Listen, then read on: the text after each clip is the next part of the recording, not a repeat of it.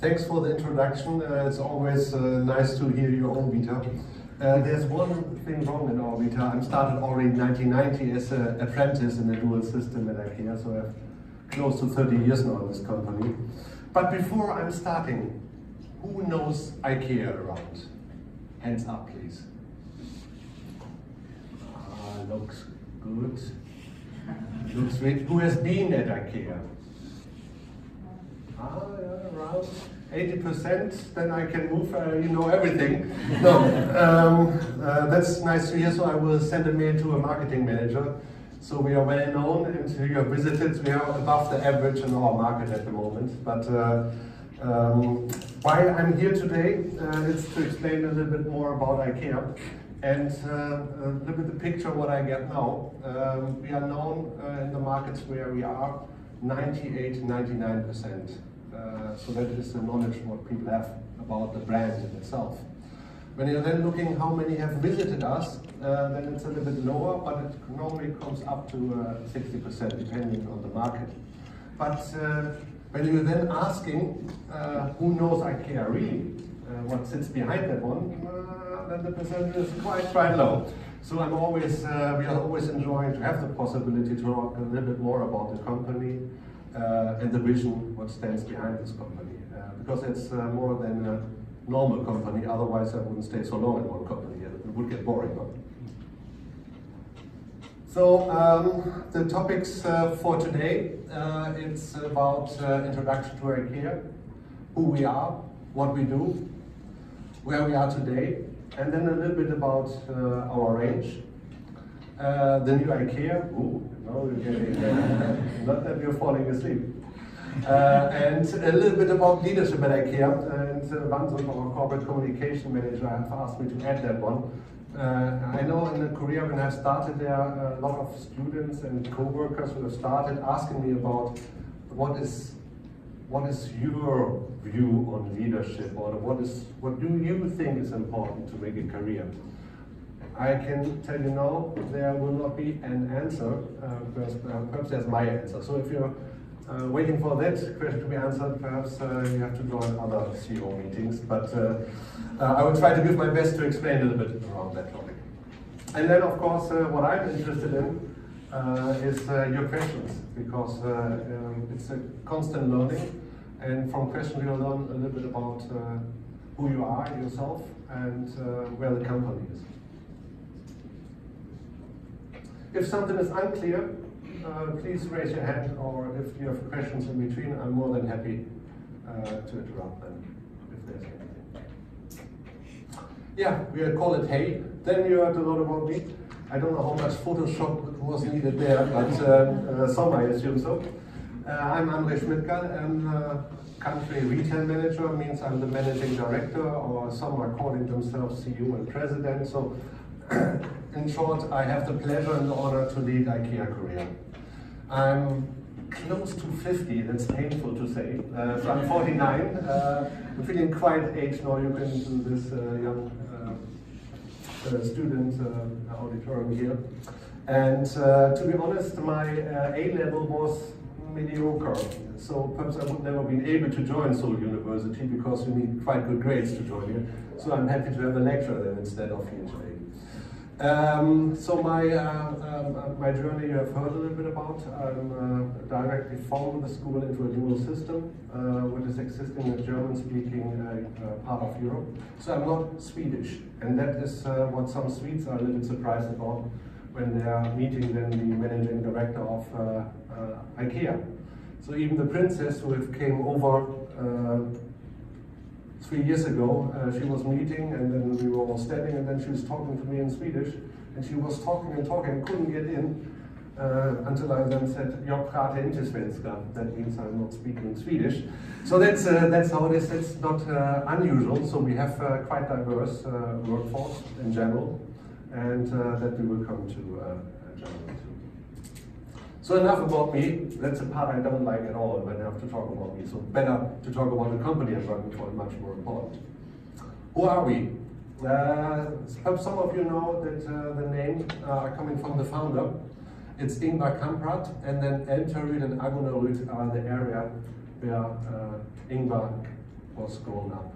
And that's the easy way how we came up with the name Ikea. I had the pleasure to be with him 2 weeks in Finland, so he's always, since the beginning, and even if he was retired, going around the countries, and he loved to meet people, he loved to meet customers, he loves to meet employees, and the day with him starts normally at 6 o'clock in the morning, and I can tell you I'm not an early bird. So that was always hard for me, the 2 weeks. 6 o'clock in the morning in the store, the first thing is to go to the goods receiving area, opening the doors and looking if the filling level of the truck is really good. Because if you're transporting air, you're wasting money. And the second thing, what Ingvar has done, he has asked the truck driver if he got a breakfast and the possibility to shower at the Ikea store. And that gives a little bit of mixture of how Ikea is and how we are looking at business. We are caring for people, at the same time we are cost conscious in the way we are working. But I will come to that. So he's a great entrepreneur. Unfortunately, he has passed away last spring, but it was a great pleasure to have the possibility to be with him for some time. And it's amazing the detailed knowledge he has when he then asking about specific products. Do you know how much you're selling, and the history about products? So quite a lot in depth, and that is what Ikea is about too. So on one hand you're discussing 10-year strategies, on the other hand you're discussing what the opportunities what are sitting at the moment with Christmas range. So Christmas range, we have ordered a little bit too much in Korea, so if you want to be a little bit more Christmas at home, then please join Ikea stores. So we have a lot for you there in special offers and promotions at the moment. I will stop with that for now. Where we're coming from, Småland. Småland is in the southern part of Sweden and was founded 75 years ago. And why is that one important? I think in every country you have areas where it's a little bit more tough to live. I assume here in Korea you have areas too like that, no? And what we have in Småland is, you see this nice stone wall here. Looks nice, but these stones are coming from the field. And it's an enormous amount of work to get the field in a way without stones. And then they're building this kind of walls. So they had hard times to survive. And that was the mentality of people living there. They have to be always mindful with their resources, and they have been always mindful with how they're interacting with the nature and to get the best out of it, because it was making mistakes there could be quite tricky. And that has shaped Ingvar, and I would say this has shaped the company culture too. But I believe in Germany we have area 2, which has been quite poor 200 years ago, 100 years ago, and I assume that every country has this kind of areas where it's a little bit more tougher to live. Then the question is, what is the purpose of a company? And the purpose of a company is normally described in a vision. And why is the vision important? I think if you're only working for a company to make money and result, it's nice. Somehow. So I like money, personally. And I like results. But result is normally something what comes out of good work. And what is creating a good work environment and a good strategy. And what is inspiring people, co-workers, and sometimes customers when we are able to present them, and hopefully one or the other one will get inspired. So our vision is to create a better every life for the many people. And this is something what at the Inca groups, I will come to the structure of Ikea, of the Ikea group, what more than 200,000 people is inspiring or get inspired by that one. And that is, wherever you're working, that is something what we are calling the forever part. This will never be changed. That was created by Ingvar with some of his earlier teams. And I think this is wonderful instead of having as much profit as possible, because there's a lot more behind that. Then, besides the vision, you have to boil it down. To create a better every life for the many people, you can do a lot of different things. So the business idea is then describing a little bit more specified what we are there for. And we want to offer a wide range of well-designed, functional home furnishing products at prices so low that as many as possible people will be able to afford them. And then I don't know if you have the best possible example with 15,000 krona, but this is, every of them is unique, they are handmade. But this is describing our business idea a little bit more, to create a better every life, and then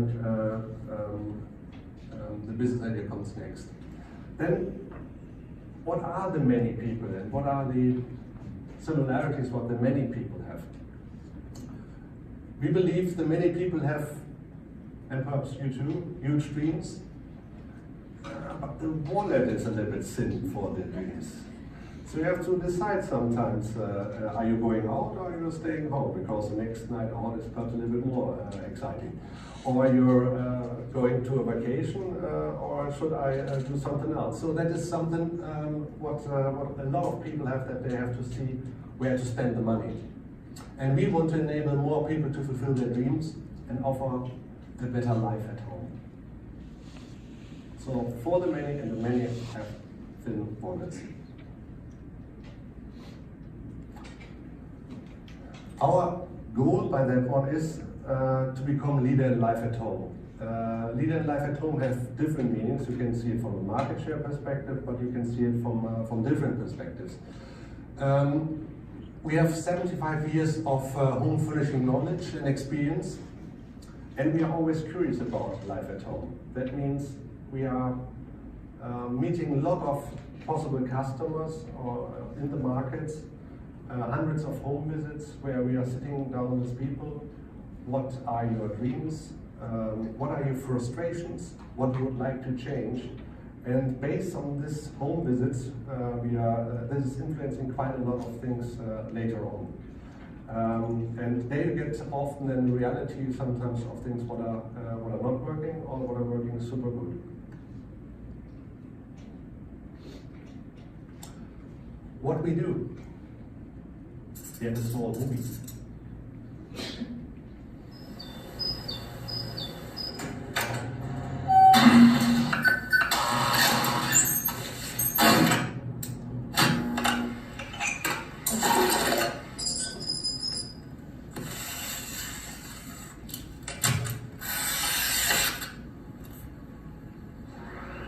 To create a better everyday life for the many people. That's the Ikea vision. But what exactly do we mean by this? How can a home furnishing business help create a better everyday? Well, it all begins right here. We are passionate about life at home. It inspires us in everything we do. So, to learn what people really need and dream about, we go out and visit homes all over the world. We talk with people, we measure things, we open closets and look in cabinets. We focus on the many people, especially those with thin wallets, because we believe good home furnishing is for everybody. All of these conversations give us valuable insights that we use as the starting point for developing our products and home furnishing solutions. We put our heads together and work hard to come up with affordable ideas to make everyday life at home a little better by creating home furnishings that combine good quality, form, function, and sustainability with the lowest possible price. We call this unusual combination democratic design, and it's what we believe makes our products unique. This all sounds good, but how is it even possible? Well, the short answer is, we're never satisfied. We're constantly looking for new and better ways to do things. We turn problems upside down, invent new techniques, try new materials, and continuously refine our production and distribution. To us, true innovation happens when we can connect knowledge about life at home with our experience and discoveries throughout the entire value chain. We form long-term partnerships with suppliers and together design our products, often on the factory floor, always striving to do things in a better way, using resources carefully and sustainably, with higher quality at a lower cost. This helps us achieve the low prices that make it possible for many more people to buy our products. And because we work with high volumes, we can lower costs even more. And that lets us lower prices all over again. We are also continuously looking for better ideas for transport and logistics. We send as many containers as possible directly from factories to stores, package products in flat packs whenever we can, and redesign packaging and pallets to make sure that not a single bit of space is wasted and that we use as little fuel as possible. All of this finally leads us back home, where we meet our customers every day to offer ideas and hopefully inspire people to make a change. We love to share our passion for life at home, and the idea that with little means, we can all enjoy big improvements. Our relationship with our customers is a partnership. Together we save money. But let's back up for a moment. Producing, distributing, and selling high volumes requires resources, factories, and energy, and involves many people along the way, doesn't it? How do we make sure that this process is sustainable and adds to a better everyday life? Well, since we drive the entire process from forests and fields to factories and stores and into people's homes, we can influence every step along the way. We are working towards having an overall positive impact on both people and the planet, and have made a commitment to use resources responsibly and produce more renewable energy than we consume, continuously improve working conditions, and help to create a better everyday life for people and communities touched by our business. And because we believe that living sustainably shouldn't be a luxury that only a few can afford, we want to inspire the millions of people who visit us with affordable products and solutions that enable a more sustainable life at home. Sustainable growth is also about making long-term investments. The Ikea Group is owned by a foundation and is therefore not listed on the stock market and doesn't depend on investors. This lets us think and invest in the long term. Our principle is to earn money before we spend it. In fact, our profits can only be reinvested, used for charitable purposes through the IKEA Foundation, or saved for a rainy day. Never being satisfied. It's about continually making big and small improvements and building IKEA together for today and into the future. At IKEA, we are individuals from all over the world, united by a shared vision and values that we believe are more relevant today than ever before. Ideas like being careful with money and resources and doing more with less are not only shared by us, but by people everywhere. And that's why we will keep working hard together, learning and improving every day, making mistakes and trying again. We want our business to continue to grow because we want to reach even more people around the world and help make everyday life a little better.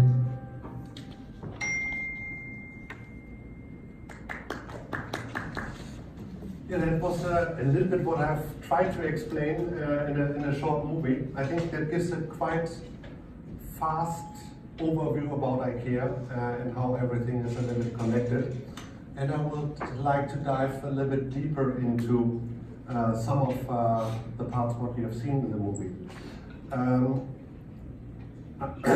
We believe, or I believe, one of the biggest differences from other retailer is that we are owning the whole supply chain. And as I mentioned, it starts with listen and learn and it ends with listen and learn somehow. So one part is of course a discussion what we have and the feedback what we get with the customer. Nowadays it's easier to get the ratings, but beside the ratings it's good to get a feedback about products and the solutions what we have shown. And that we get of course on the shop floor when people are visiting us.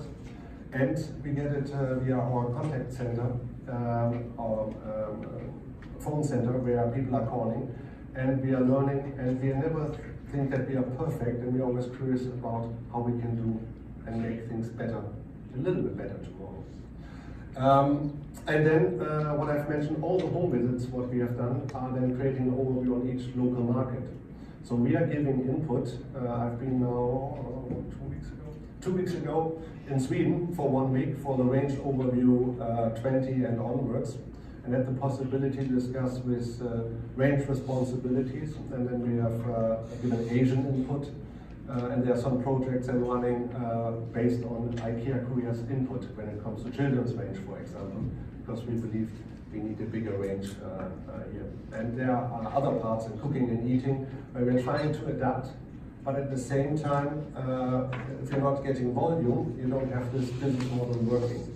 So best way is to convince big markets like France that this is a beautiful bowl for rice, not only for the Korean market. So we have to align with our other friends in other countries to find a way how to create volume. And the design and create part is of course important, and it is our identity. And as mentioned before, it's often created on the shop floor. So often the factory owners and the staff working there, the engineers working there, have great ideas. If you're doing it a little bit different, you get a much better value for money, or you can reduce costs tremendously. And by that one, not earning more money, no. Being more for the many, that means being more affordable. So there's a constant way, and there are a lot of articles which are quite long with us, but we have a high renewal rate, around 30%, 20 to 30%, more in the range of 30%, we renew every year. But then there are articles who are longer with Ikea than I am, with my 29 years in the company. But there have been, with a lot of them, there have been steps to improve the production. And it starts, of course, with automation, or it ends with automation at the moment, but sometimes it's about how to bring the packaging more down. And that is saving enormous amount of fuel, but enormous amount of cost too. So that is package and distribution. Another example is we have in our supply chain taking nearby all wooden pallets out. So we have now paper pallets. And the paper pallets are smaller, and it's only a couple of centimeters, and you don't have the return flow of the pallets, and then of course reuse paper. So that is one example where we have I don't know how many tons of fuel saved due to this change. And then of course, hopefully, we inspire and sell. In former times it was only the stores, and nowadays it's of course a lot online too, and all the possibilities what you have there on Instagram and. So and then it starts and ends there, and listen and learn again. So that is a little bit of the cycle where different companies at Ikea are working together, even if they are sometimes legally completely different and different responsibilities, and sometimes completely different owners. I will come to that one too. Yeah, our range is our identity, as I mentioned, and then one thing what inspired me, it came up, I think, late 90s, early 2000s, the expression democratic design. And the way I'm grown up, design was often seen as when you have a car, then it's more red and it's Italian and it's horribly expensive. That is design. And the way to make design democratic, that means for the many, it's fitting enormously well. So then there was a discussion, what are the components of democratic design? And there are different parts in it, which are, you can say, in some part equally important, in some parts it's a little bit unbalanced. But all of them are important when you're developing products and when you're showing them the solutions. And when it comes to the different elements of democratic design, it's the form, and the form is for me, it's a beauty of things. And of course there are sometimes discussions about the chairs. Is the form nice or not that nice? So we have different opinions, but form is something what is important. The second one is function. And with function, you're giving things more a sense. And by that one, you're making life often easier. It can be that you have different storage possibilities or sometimes added functions in extendable tables, which are then giving you much more flexibility. And we have sometimes problems, I know it for myself, that we are not able to show the functions because they're sometimes hidden. And there are small things that can be a small carve in a cup. And this is only there that the water, when you have it in the dishwasher, is going away. This has a function, what perhaps some of you have a dishwasher, are always annoyed about if you're taking it out, that you have still some water on top of it. So it starts there in really small things, and sometimes you have bed sofas where you have, it's not visible for the customer that it's actually a double bed and not a single bed, because you have a mechanism out in there. So there are things where it's sometimes hard to communicate. And I'm in some parts have explored that one when I'm in Sweden with a product developer, and he's explaining all the parts, so how to get that one to the customer. So that is about communication, enormously important. The third one, and in a lot of countries you have this equation, good quality has to have a high price. And that is something what we always have to fight against. Of course, if you're buying a table for 4,000 or 5,000 won, it will perhaps not last forever. At the same time, it's of course a step in price where you have the possibility to have a table. So that's the balance what you have to make.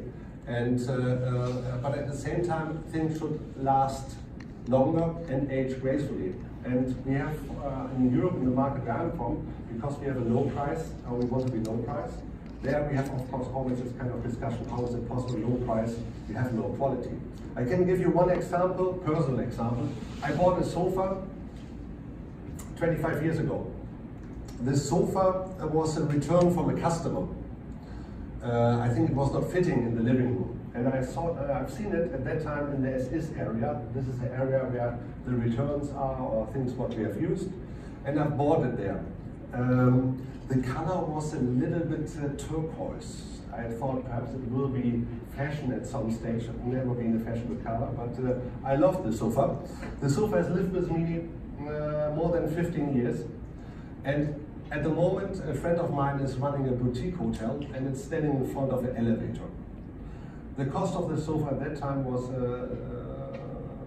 400 euro. Of course, 25 years ago, 400 euro was much more money than today with inflation. But that gives you one example about a product, what is enormously long-lasting, and what I think it's important is to give products a second life.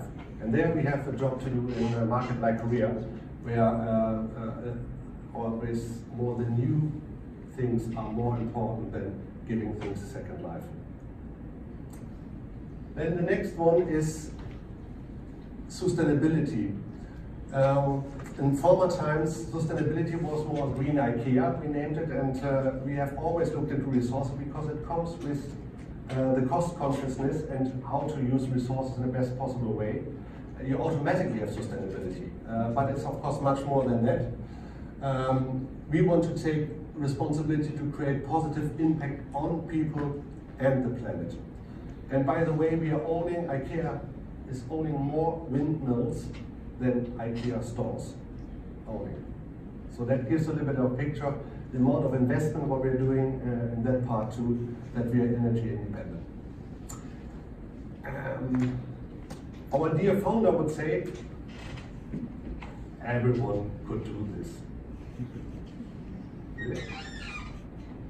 Perhaps not everyone. I'm not a good designer, to be honest. I can give some input, but a lot of people at least could do this.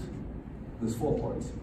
The magic comes if you add the low price. Because to make something beautiful, functional, quality and sustainability, of course, but to make it at a price that as many as possible people are able to afford it, that is really tricky. And someone said, expensive solutions are for mediocre people. I wouldn't judge it like that, but this needs a lot of smartness to be able to do that. Where we are today then? I think I've started here, that must be the reason. No. Developing the concept first, and 1973, it was huge amount, 160 million euro. Bamyong store is doing much more than that one today. 4.5 billion in 96, and then first it was developing the concept, describing the concept, and then rolling it more out. And then we are now from 97 on in the transforming part with a quite nice turnover, and a lot of super colleagues who are standing behind that success. That's a difficult one. So Ikea is a franchise system. That means we have a franchisor and a franchisee, as you all know. And the franchisor is Inter-Ikea Systems BV, and we have here the product development, communication, and the supplying part. And I know in all of that areas a lot of people, and we are collaborating because we're all under the Ikea group of companies. That means the upper part, where you see 366 stores, is the Inca group, and this is owned by, they are both owned by foundations. They are legally separate as franchisee and franchisor, but we are cooperating on arm's length in a really strong way.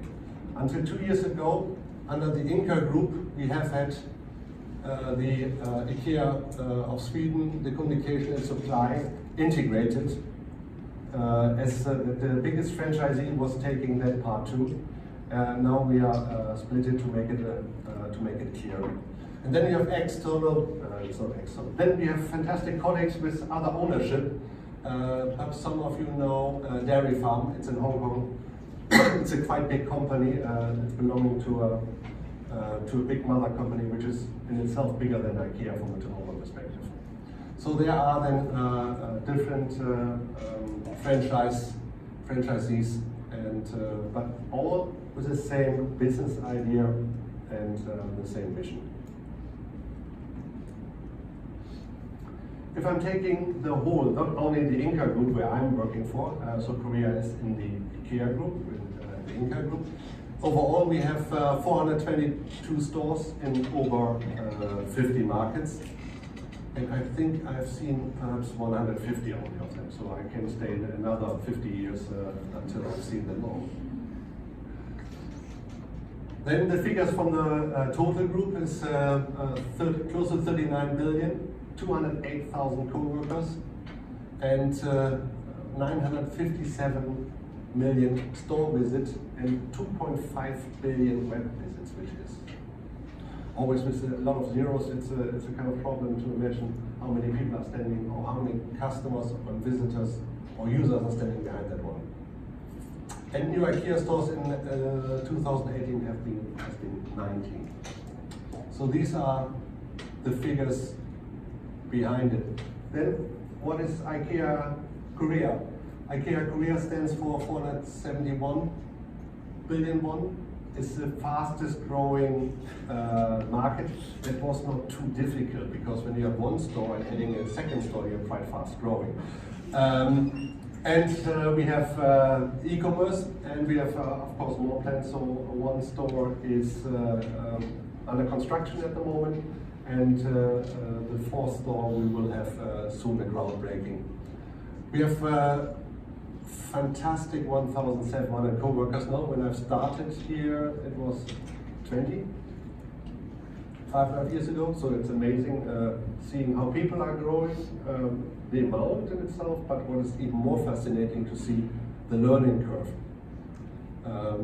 And we have 8.7 million store visits, and especially when we opened the first store, it was a little bit too much for the capacity of our store. Now with the second store opening, it's a little bit easier, but I still recommend, if you have time, go more on weekdays and weekends. And if you're coming on weekends, come early. These are tips for free. Then my wife from time to time asks me, what are you actually doing? When I'm going to a Ikea store, they're always looking similar. I'm always then a little bit depressed. What we are doing is, of course, here on the market, we are meeting hundreds of Korean families, sitting together with them, having a coffee and having these discussions. And there are things what are different in Korea. Can you give you one example? You have, that's in Asia more, and in Korea quite big, you have balconies what are enclosed, and how to use them. And they're often connected to different rooms, like a living room, like bedroom, or like kitchen or storage area, and more to inspire people what to do with that space. You have windows what are the complete walls, so architecture elements which are completely different than in Europe, for example. And this has to be reflected on how we're showing to inspire with real solutions. And there, I can go on with that one for some time. Then you have style preferences. So that is even in the country I'm coming from, you have in the north, you have a different style, a slightly different style preference than in the south. And that's the same with Korea. Korea has a different style preference than China or Japan. There are a lot of similarities, but if you're showing it in the right combination, it inspires you much more than it's not relevant for you. And that we are doing with our home furnishing solution, and based on that one is are the home visits, and then of course some desk research what we're doing on top of it. And that leads sometimes to a situation that here in Korea, if something is popular, then it's really popular. That means metal, for example, we know is an enormously popular thing in home furnishing. So it's a trend at the moment. And we have articles where we have had only one store. We have one article, for example, we have sold more than Ikea Germany, and Germany has 50 stores. So we're world leading with that article. And when we have made the forecast for this product with the supply, they said, do you know that we have to build a factory for you with that forecast? Yes, we are sure. And yes, we have sold what we have forecasted there. But it's amazing how the demand sometimes is a little bit different. And then it goes more up and down, and it's a different here of the market. Yeah, all of it is more reflected on the feedback what we get is important, and then to be sometimes bold with our forecast. So Ikea Gwamyeong was the biggest store turnover-wise worldwide since it has opened. So it was quite a success story and an enormous journey. I always try to explain that to my board. It's like a baby who's trying to run world record 100-meter. So that is what has happened, and it was fabulous how our co-worker have been able to do that one. Then a little bit about new Ikea. 3 roads forward is describing a little bit more how we are and how we want to move Ikea into the future. And I would like to give you a small glimpse about it, and it's not that much surprising. It's more giving a general frame. And we believe we have to make Ikea even more affordable and more of the many. When you're entering India, and we have entered India now, we have opened a store a couple of months ago, then of course to be there for the many in India means you need a completely other price picture. And by that we are learning, and we will have products out of that learning curve what will then come into other markets too. So of course the world at the moment, or the income, especially in the low area, or where we have quite low income, is increasing, which is good if you're following the $1 million street.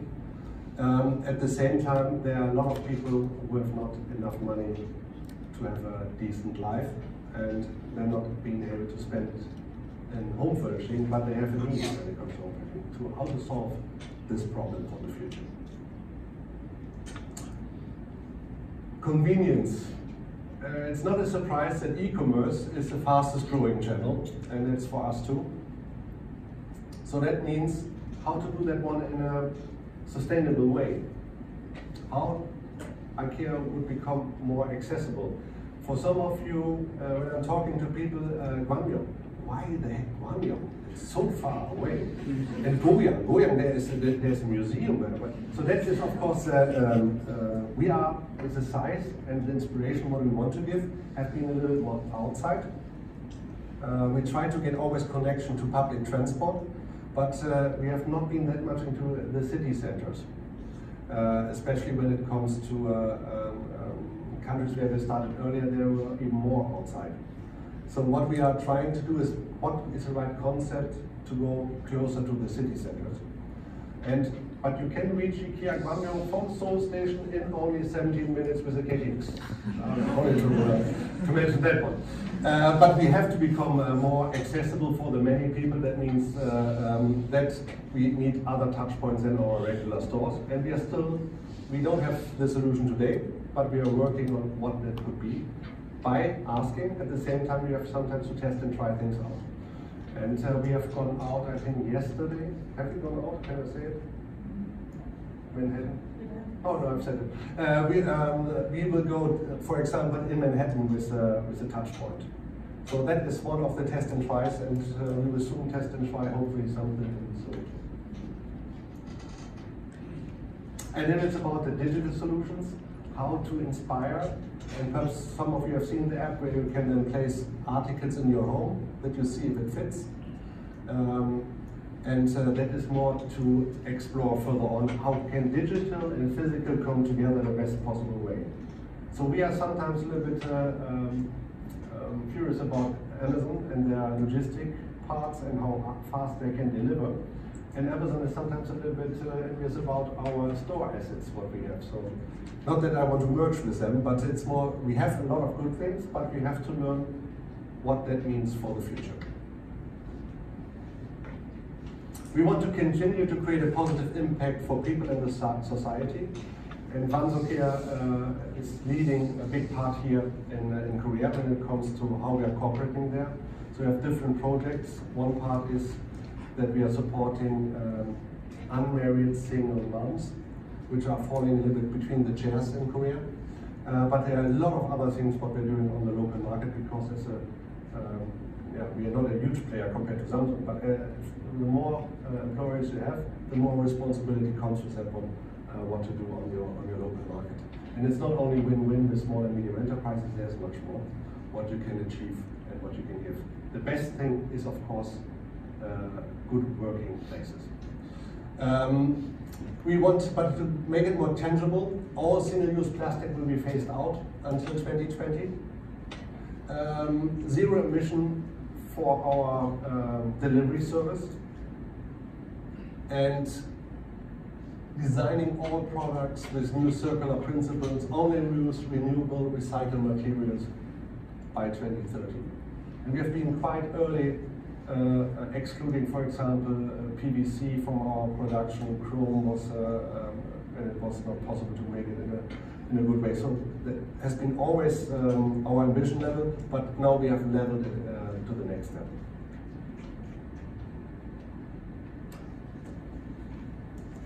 Leadership at Ikea. So moving from the road forward, what does it take, and how is leadership at Ikea?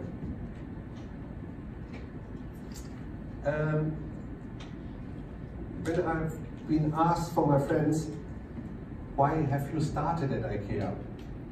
I'm an officer in the German army, and there has been a situation where I haven't felt comfortable in the way to lead. Of course, you cannot have a discussion when you're under fire, but there has been some parts what triggered my way of how I want to work in the future. So it was good to have this 2 years in the army as an officer at the end, because it shaped me in a way how I want to work and how I want to spend my career. And at Ikea I found a way that the way we are interacting is like a big family. We are challenging, we are supporting, but it's completely different than a normal hierarchical way. Of course, that can happen from time to time too, and a hierarchy is needed in some way, but you can live it in completely different ways. At that time, I was not aware what that's producing that one. Years later, it was clear for me that someone has from the beginning placed the culture and values as an important part. I have only seen the beginning, the result. I was more inspired by the vision and a little bit by the business idea. But what I've experienced when I've started, that was a completely different way of working together. And I believe that has kept me, and a lot of people I know who have been for a long long time in the company is the most outstanding part why they decided to stay in the company. And this is due to the company culture what we have built up. What are then the key values? One, what I've mentioned is togetherness as one example. Caring for people and the planet, cost consciousness, simplicity, renew and improve, different with a meaning, give and take responsibility, and lead by example. And I think if you're asking the management team, or if you're asking then a co-worker, I'm unfortunately a smoker, so I have the rooms where when we have discussed that one, I think we have a little bit different priorities on it, and we have sometimes a different definition of the different values, and that's totally okay. But if you are following this set of ideas or set of values, then this creates the glue of the movements what we have. And I strongly believe people are loyal to culture and not to strategy. There are other beliefs, but this is enormously strong if you're doing that one in the right way. And leading by good example means if you're praying cost consciousness and then driving as a company car a Mercedes E-Class, then it's not matching. Other example is all of our co-workers would fly if it's going above a specific kilometer, or for all the same routes. And all of us fly in the same class. That is sometimes not comfortable, yes, especially when you're a little bit taller, but that is the same rules for all. And that is a little bit what I meant. And you can find culture and values on a lot of websites when you're clicking, all of them. All companies have it. I think what is important to see how much companies are living their values. Generally, we believe in people, and co-workers are the most important asset. It's not the blue and yellow box, even if the blue box will be perhaps a little bit smaller to fit in the inner city. It's about the people inside who makes a difference. And we will lead our business through people. That's then when I'm meeting headhunters in Korea, they were being quite eager to meet me, especially in the beginning. They know that we will ramp up.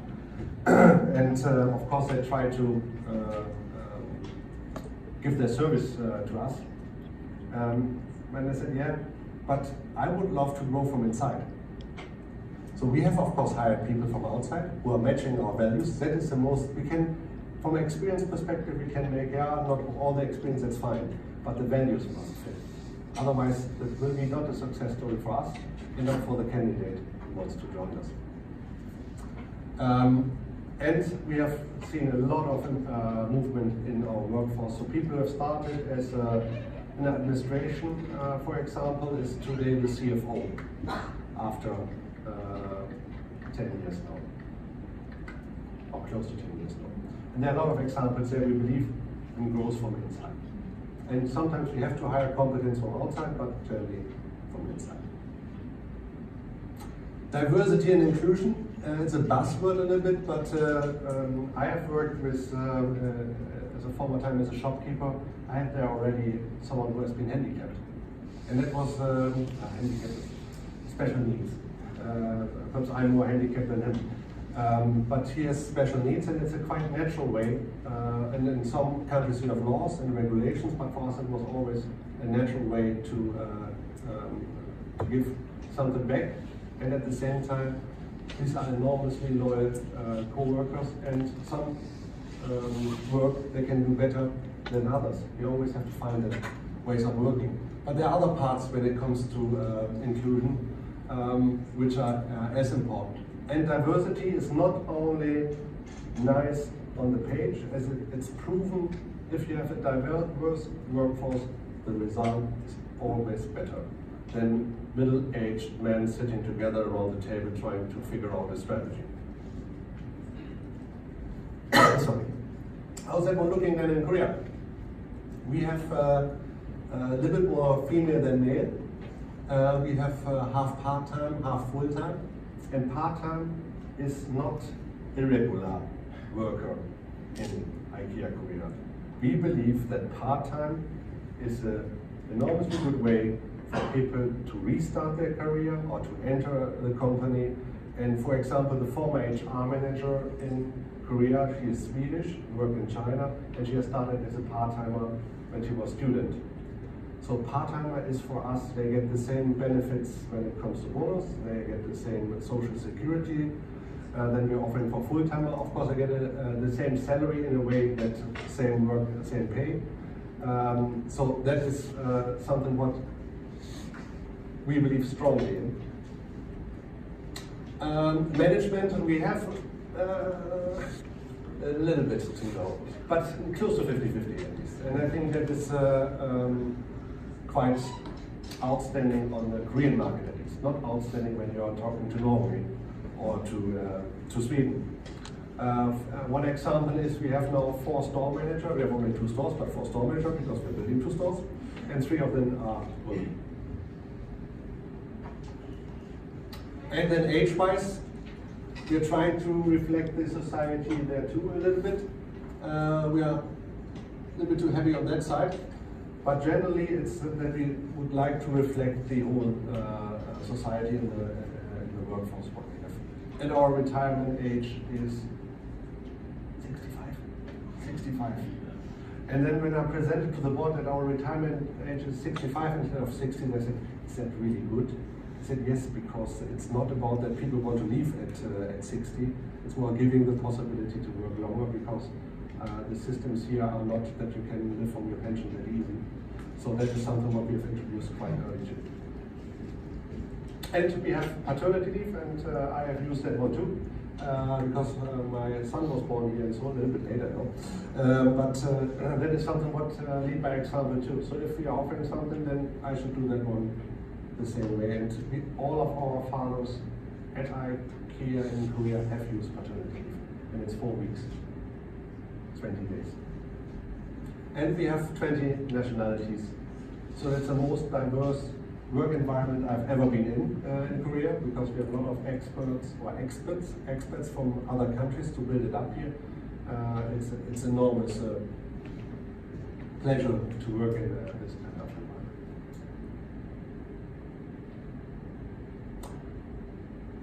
And then of course looking now into the digital arena, there it's about how to, and what are the things what we have to move when it comes to our leadership in general.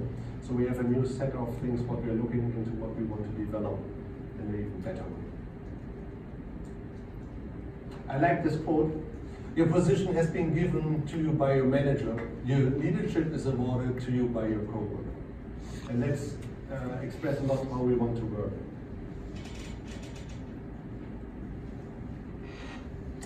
We believe in the entrepreneurship of the many, to encourage people to give responsibility, to encourage more making experiments. There is, of course, in Asia, fear of failure is quite high, so how to get away from that. Co-creation across organization boundaries, that we have to become stronger, and create opportunities to invest in innovation. So that are the main parts when it comes to entrepreneurship of the many. That is something what we want to make stronger for the future.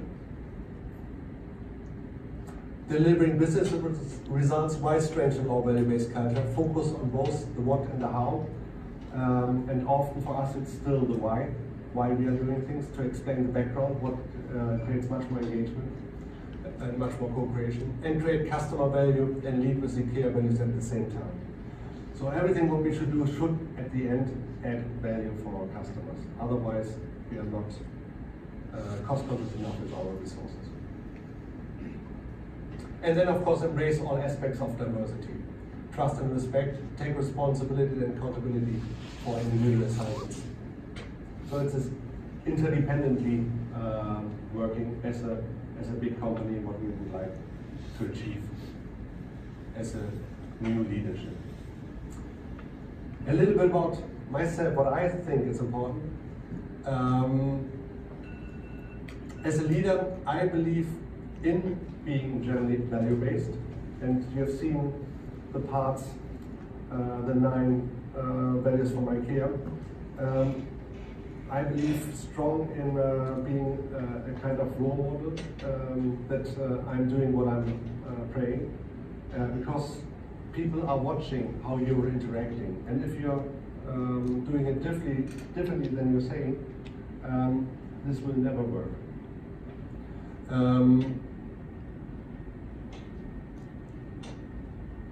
And that comes with authenticity. Oh, this word. I love the meaning, but I hate the word. Authenticity, being who you are.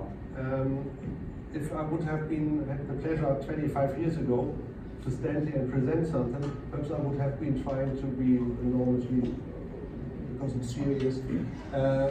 Nowadays, I'm a little bit more. I think what you see now, you will find next Saturday when I'm meeting my friends. So there's not that much big difference in it. Yeah, perhaps I wouldn't have a jacket. But you're not good at me. I like it. Be who you are. Don't try to be someone else. Don't try to copy someone else. Believe in your strengths and create your own confidence, but don't be overconfident. So that is something what I strongly believe in. In everyone is a talent. You only have to see where are your talents and where's your energy sitting. And that comes to the part what is then important too. For me, it's communication. It's more, it often stays an organization with only the, up to the middle management, everything is aligned, or everyone is aligned, but we never reach the many. What's needed to communicate and encouraging to communication across department boundaries and across functions. And the last one I would say is passion. Passion for people. So as leader, I see that passion for people, interest in people, staying curious is enormously important from my belief. And that is something what creates energy when you have energy for something. So that if I've stayed a little bit that as when someone asks me what are the main parts, this I would say are the ones which are the most important one for me at the moment. That can change slightly during times, but reflecting backwards, that is something what I believe in my leadership is. Perhaps I should present it more to the management team and getting some feedback. That is something what I strongly believe in as a leader. That was a little bit over time.